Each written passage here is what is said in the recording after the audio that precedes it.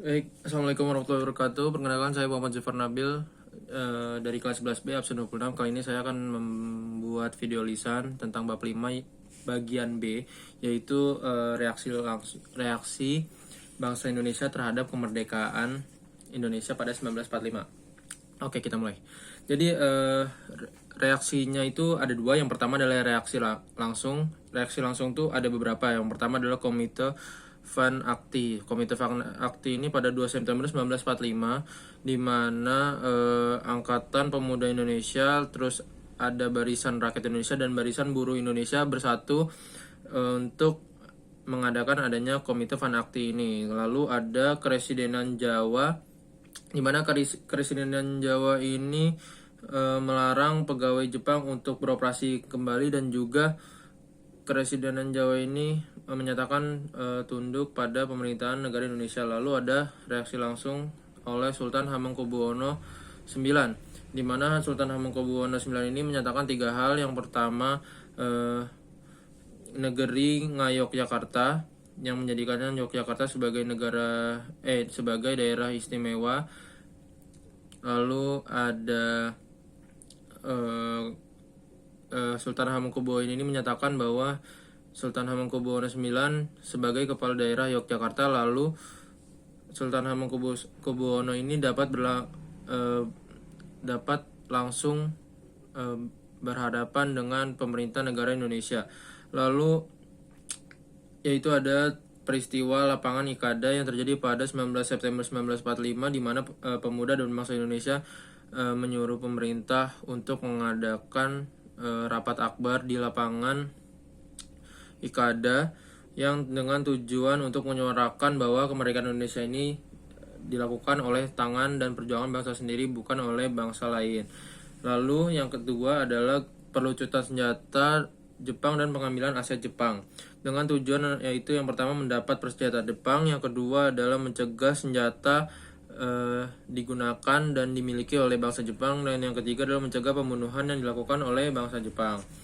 Nah, ada di beberapa daerah perlucutan yang dilakukan perlucutan senjata. Yang pertama ada di daerah Surabaya pada 19 September 1945, di mana Keresidenan Sudirman di Surabaya saat itu mengepung Hotel Yamato, di mana saat itu masih diduduki oleh para penjajah Belanda, dan diakhiri oleh perobekan bendera Belanda pada bagian biru yang menjadikannya bendera merah putih, yaitu bendera Indonesia. Kedua ada di Yogyakarta pada 6 September 1945, yaitu terjadi pemogokan karyawan dan juga perkantoran yang dilakukan di Yogyakarta kepada pegawai Jepang. Lalu ada di Banda Aceh, di mana saat itu Angkatan Pemuda Indonesia berseteru dengan bangsa Jepang karena bangsa Jepang ingin tetap memiliki hak terhadap keamanan, namun ditolak oleh Ketua Angkatan Pemuda Indonesia, dan akhirnya terjadi pemogokan pada hak-hak yang dilakukan oleh bangsa Jepang.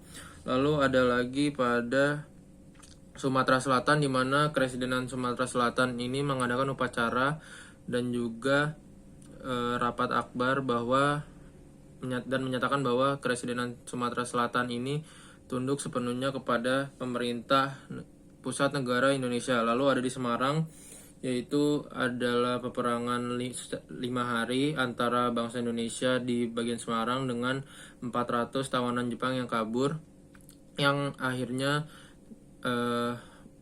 terjadi perdamaian karena datangnya sekutu yaitu Inggris pada 20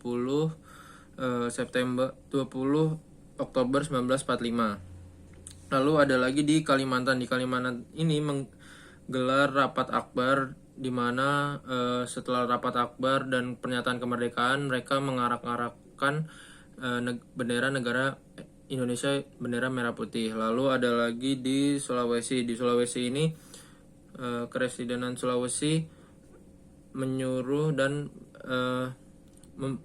memimpin untuk merebut kembali aset-aset gedung vital atau utama yang ada di Gorontalo. Lalu yang terakhir ada di Sumbawa.